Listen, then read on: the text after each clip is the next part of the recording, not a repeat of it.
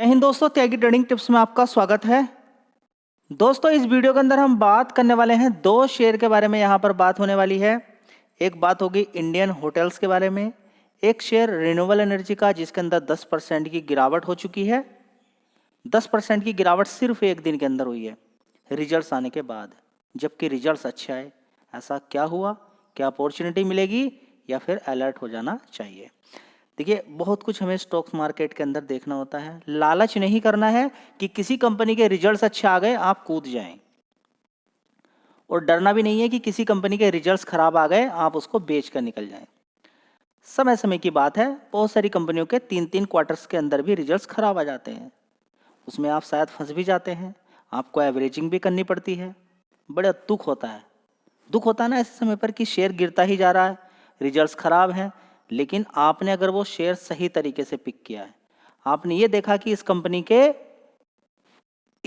के अंदर जान है, ये अभी गिरावट में चल रही है, इसका प्रॉफिट अभी गिर रहा है, लेकिन इसके अंदर है पोटेंशियल। बस वो पढ़ाई करनी है आपको, वो चीज की पढ़ाई करनी है कि डिमांड आगे आने वाले टाइम में रहेगी या नहीं रहेगी। अगर जवाब है कि बढ़ने वाली है डिमांड आगे आने वाले टाइम में, तो उसके प्रॉफिट के अंदर गिरावट हो रही है, शेयर नीचे की तरफ जा रहा है, आप एवरेजिंग कर रहे हैं, इससे बढ़िया कोई बात है ही नहीं। अभी भी अगर कोई आपने शेयर चूज किया है, उसका बिजनेस शानदार आपको लग रहा है, अगर वो गिर रहा है इस समय, तो वो मान के चले कि आपको एक खरीदने का समय मिल रहा है। एक दो समय में डिवाइड कर सकते हैं आप किसी शेयर की लाइफ को। पहला आप खरीदोगे, लेकिन खरीदना 1-2 सेकंड का या 5 मिनट का काम नहीं होता है। खरीदना 6-6, 7-7, 1-1 साल, 2-2 साल तक खरीदना होता है। खरीद लिया जाता है शेयर, उसके बाद कंपनी के फंडामेंटल अच्छे आएंगे, अच्छी न्यूज़ आएगी, मार्केट का ट्रेंड अपसाइड जाएगा, तब आपका पैसा बनेगा। खरीदने के टाइम को बेचने के टाइम में इंक्लूड नहीं करना है आपको। और इन गिरावटों को भी इस तरीके से नहीं आपको लेना है जैसे कि आप ले रहे हैं जी। मतलब तो समझ में नहीं आ रहा है। देखिए, फिर सुन लीजिए कि गिरावटों को आप ऐसा ना ले कि गिरावटें खराब होती हैं और गिरावटें होंगी नहीं, ये बिल्कुल गलत बात है। स्टॉक मार्केट के अंदर दो चीज चलती रहेंगी हमेशा, गिरावट, तेजी। अब आप अपने आप को प्रिपेयर कीजिए उस चीज के लिए। देखिए, आदत, हैबिट, समझना, ये सारी चीजें बिल्कुल अलग हैं। जब किसी चीज को आप समझ जाएंगे, उसको लगातार करोगे, वो हैबिट के अंदर आ जाएगा। तो गिरावट आपके लिए एक नॉर्मल सी चीज होनी चाहिए। आपका ब्लड प्रेशर नहीं बढ़ना चाहिए नुकसान को देखने के बाद। हाँ, ये चीज देखनी चाहिए कि हाँ, मैंने इस शेयर के अंदर, मुझे तो इस शेयर के अंदर खरीदारी ही करनी थी। हाँ, थोड़ी सी ऊपर हो गई है मुझसे खरीदारी, बस इतना हो गया कि उस थोड़ी सी ऊपर हो गई है खरीदारी, बाकी मैं इस शेयर के अंदर थोड़ा थोड़ा करके खरीदूंगा लॉन्ग टर्म के लिए। ये आपके स्टेप्स होने चाहिए, ठीक है। पहला पॉइंट, जो दिमाग के, देखिए साइकोलॉजी जब तक चाहिए, स्टॉक मार्केट साइकोलॉजी का गेम है, इस चीज को समझ लीजिएगा। जब नुकसान शुरू होता है तो दिमाग काम नहीं करता है, खासकर इंट्राडे वाले, कॉल पुट वाले, खत्म कहानी हो जाती है उनकी। बड़ा ही साइकोलॉजी वाला गेम है, दिमाग काम नहीं करता, स्थिर नहीं रहता है दिमाग। जब तक दिमाग के अंदर आप देखेंगे कि दिमाग में अगर दर्द होना शुरू हो जाए, आपके काम कर सकते हो नहीं। तो इसी तरीके से दिमाग के अंदर अगर फियर बैठा हुआ है, डर बैठा हुआ है, तो आप सही तरीके से काम कर ही नहीं पाओगे, ठीक है। बड़ा नुकसान हुआ किसी शेयर के अंदर, आप थोड़ा थोड़ा खरीद कर बैठे, प्रोसेस को फॉलो किया, कंपनी के बारे में पढ़ाई की, मजबूती के साथ आप टिके रहे, तो फाइनली रिजल्ट क्या निकलेगा जी? क्या रिजल्ट निकलेगा? फाइनली एक ही चीज़ का रिजल्ट निकलेगा कि वहाँ पर आपका आने वाले टाइम में पैसा बन जाएगा। क्या होगा? आने वाले टाइम में पैसा बन जाएगा। लेकिन इस चीज़ को आप समझ नहीं पाते हैं, इस चीज़ को समझ नहीं पाते हैं कि गिरावट खराब नहीं होती। तो देखिए, गिरावट के ऊपर जानना बहुत ज़्यादा ज़रूरी है। अब बात करते हैं इंडियन होटल्स की। तो गिरावट और एक तेज़ी दोनों अलग चीज़ हो गई हैं। जब ज़बरदस्त तेज़ी किसी शेयर के अंदर बन जाए, उसका मार्केट कैप भी भाग जाए, तो उसके फंडामेंटल अच्छे आते रहेंगे, लेकिन वो चीज़ दोबारा आपको नहीं मिलने वाली उसके अंदर। क्या चीज़? कौन सी चीज़ नहीं मिलने वाली दोबारा? 5 गुना, 6 गुना पैसा। देखिए, होता क्या है कि शेयर 100 रुपये के आसपास है, 600 रुपये पहुंच गया, 6 गुना पैसा हो गया, ठीक है। लेकिन अब 600 से जब ये 1200 रुपये जाएगा, बड़ा कठिन रहेगा, और पैसा कितना बनेगा? सिर्फ डबल। तो समझ में आ रही है?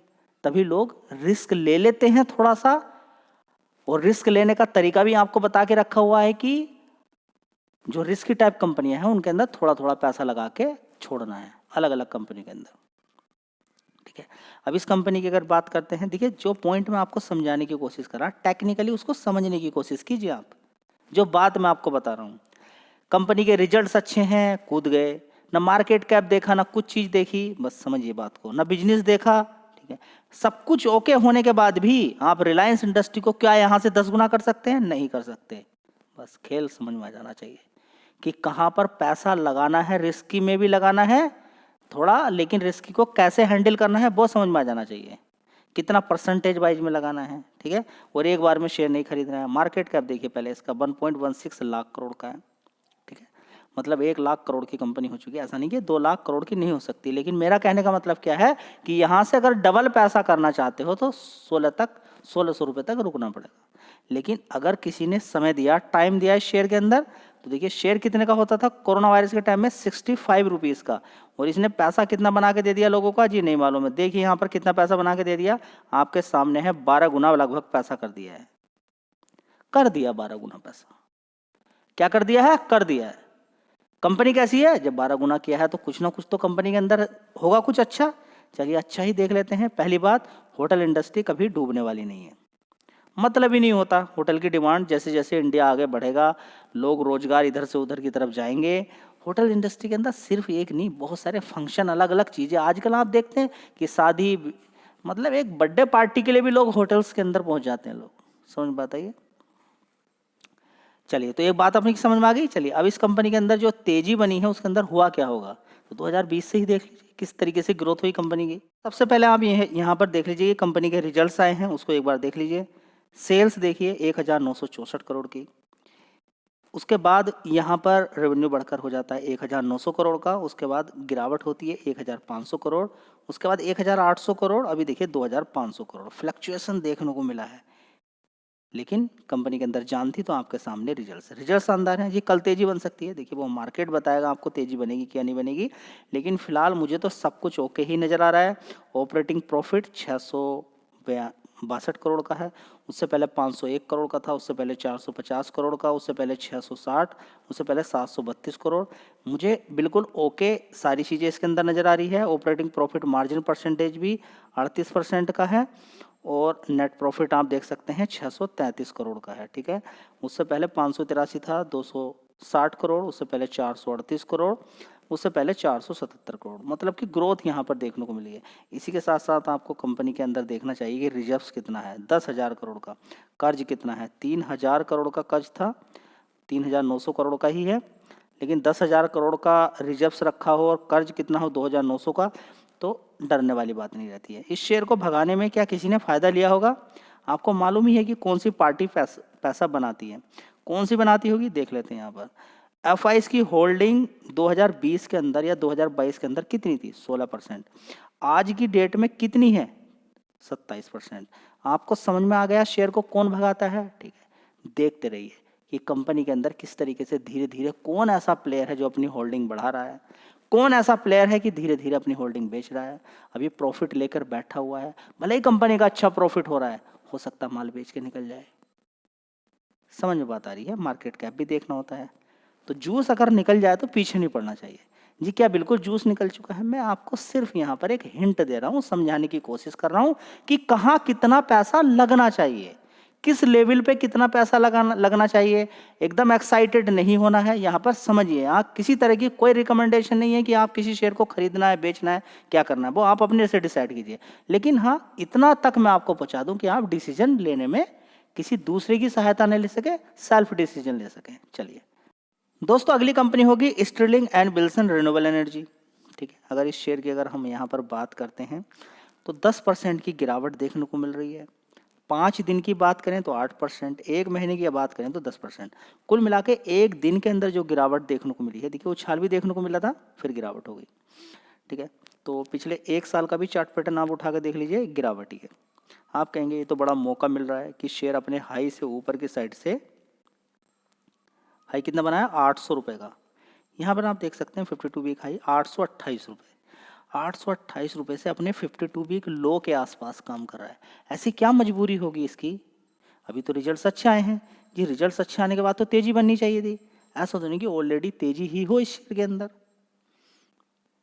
जी मार्केट कैप एक बार बता दीजिए, 9,000 करोड़ का मार्केट कैप है, बहुत अच्छी बात है। ऊपर से 50% लगभग शेयर गिर चुका है, ये भी बहुत अच्छी बात है। 5 साल का चार्ट पैटर्न देखेंगे तो आप पाएंगे कि ये शेयर देखिए कितने का होता था, और देखिए कितना पैसा इसने 2020 से लेकर अभी तक बना के दे दिया है। 77 रुपये या 84 रुपये के अकॉर्डिंग अगर आप देखेंगे इसके अंदर, इस वाले टॉप से अगर कैलकुलेट करते हैं तो इसने 8 गुना पैसा लोगों का करके दिया है। कितने साल में? 2020 से लेकर 2024 तक। इस समय भी देख लीजिए कब तक, 2024 के जून तक 2020 से लेकर इसने इतना पैसा आपको बनाकर दे दिया है। तो इस शेयर की कैलकुलेशन आप यहाँ से कर सकते हैं 200-300 रुपये से, क्योंकि यहाँ से गिरा था 300 रुपये, तो हम 300 रुपये का ही शेयर इसको मानेंगे।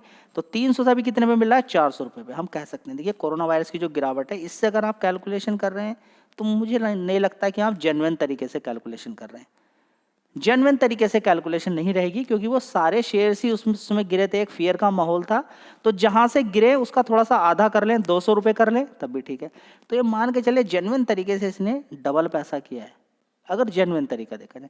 देखिए अगर कोरोना वायरस के लोअर लेवल से अगर सारे शेयर की कैलकुलेशन करेंगे आप, तो सही प्राइस गड़बड़ हो सकता है, कुछ गलत हो सकता है आपके पास, फिर आप उस शेयर को खरीद ही नहीं पाएंगे। तो क्या आपकी समझ में बात आ रही है जिस तरीके से मैं आपको बताने की कोशिश कर रहा हूं कि प्रीवियस हिस्ट्री किस तरीके से देखनी चाहिए? कोरोना वायरस में गिरावट हुई थी, तो नीचे लोअर लेवल से अगर आप कैलकुलेट करेंगे तो किसी शेयर को खरीद ही नहीं पाएंगे। देखिए कि वो गिरा कहां से एक्चुअली। चलिए समझ में बात आ गई इतनी, ठीक है। 10% की गिरावट का क्या कारण हो सकता है? जो कंपनी के रिजल्ट्स अच्छा है, उसके पीछे है कि एक क्वार्टर के अंदर इस कंपनी के अंदर मैनेजमेंट के अंदर बड़ी चेंजिंग देखने को मिली है, और ये चीज मार्केट को पसंद नहीं है कि बार बार ऐसा क्या हो रहा है कि कंपनी के टॉप मैनेजमेंट के लेवल के पर्सन बार बार छोड़ रहे हैं, कोई दूसरे लोग आ रहे हैं, ठीक है। तो ये चीज़ पसंद नहीं होती है कंपनी को, किसी को भी, ठीक है।